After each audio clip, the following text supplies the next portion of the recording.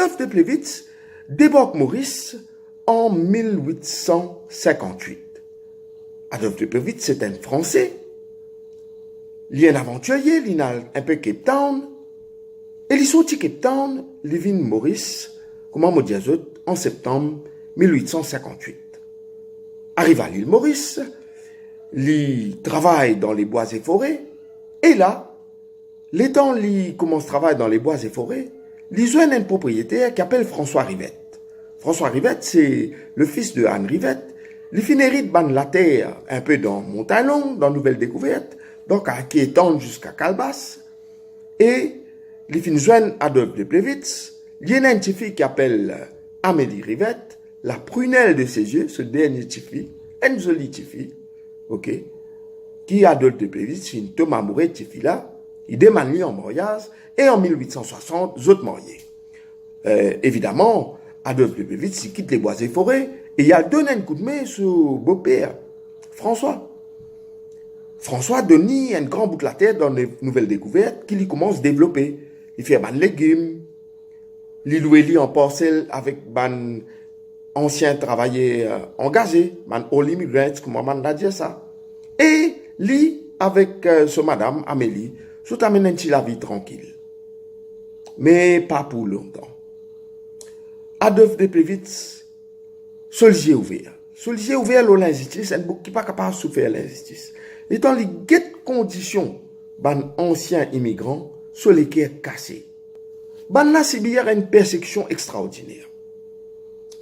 Toutes sortes de qualités, la loi restrictive aux autres. Les autres besoin d'abord une pièce d'identité. Non seulement ça, c'est un coup là, besoin prendre une photo, mettre sa pièce d'identité. Sa photo-là, je besoin d'acheter ça un livre. Et pour un ancien immigrant, un livre, c'est une belle la monnaie. Pas fini, je besoin d'un passe quand je sortis d'un endroit pour aller dans l'autre endroit. Je suis capable de dire qui a été l'ouvrage que je peux faire. Or, qui je peux rester, etc., etc. Je peux la liberté de mouvement, dit tout. Cette coup-là, c'est trappe, je peux dans sa affaire là, on ferme je, mettre je dans prison. D'ailleurs, il y a un végan dépôt. Végan veut dire vacabon. Si je peux dans sa affaire là, je peux en règle, appelle je ban vacabon. Et il y a près de 64 000 travailleurs engagés qui finissent fermés dans Végrain Dépôt. Je connais ça. Végrain Dépôt, il trouve dans Pointe-Sable. Adolphe de Plevitz, c'est un tout ça, il n'est pas capable de ça. Il fait une pétition. Il y a un banal, il dit man qui chose qui se peut souffrir et il marque tout dans une pétition. Sa pétition-là, il est en ourdou, il est en hindustani, il est en anglais pour que tout le monde comprenne. L'étant Adolphe de Plevitz finit faire pétition, il a envoyé ça gouverneur. Il n'est pas content qu'il reste là. Il écrit un pamphlet, c'est un coup là. Il écrit un pamphlet non seulement l'Oban ancien travailleur au contrat, mais aussi l'Oban qui peut travailler à l'établissement. Qui sont aussi, cette condition pas pareil. Sont absent un jour, coupe des jours la pays. Bah, tout. Et dans certains cas, pas gagné aucune facilité médicale, etc. L'étant il finit faire sa pamphlet là, il a envoyé sa pamphlet là directement à la reine Victoria, Anti-Slavery Society, avec Société de la protection des aborigènes. Tout ça là, pas faire plaisir à man privilégié. Banna agresse li et banna menace pour tout lui. D'ailleurs, il s'est battu avec un monsieur appelé Jules Lavocaire dans pour lui. Jules Lavocaire, il a tout sortes qui a été avocat pour venir défendre, mais Adolphe de Plevitz pas un avocat aussi. L'étant il fait ça man là, gouvernement anglais a envoyé des commissaires Maurice. Des commissaires qui appellent Frère et Williamson. William Frère avec Victor Williamson débarque Maurice en 1872. Pendant 14 mois, je fais l'enquête.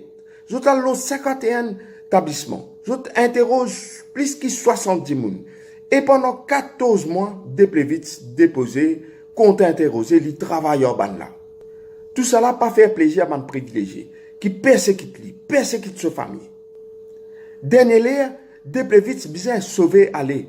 Il y a le Fidji dans l'intérêt de sa famille. Il y a l'exil Fidji en 1876. Entre-temps, ban commissaire là, il gagne le temps, dépose ce rapport et rapport conséquence qui arrivait, en la loi votée, la loi numéro 12, en la loi votée qui améliore les conditions ban anciens immigrants et ban travailleurs engagés.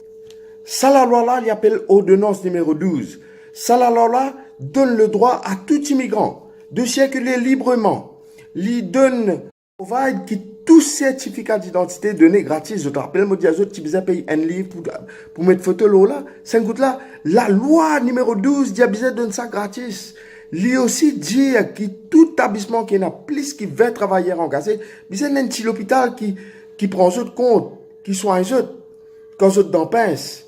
Tout ça, bonne condition là, fin mettre en œuvre pour améliorer la vie des travailleurs engagés. Et ce qui fait la cause, la lutte de Adolphe de Plevitz. Et à un hommage.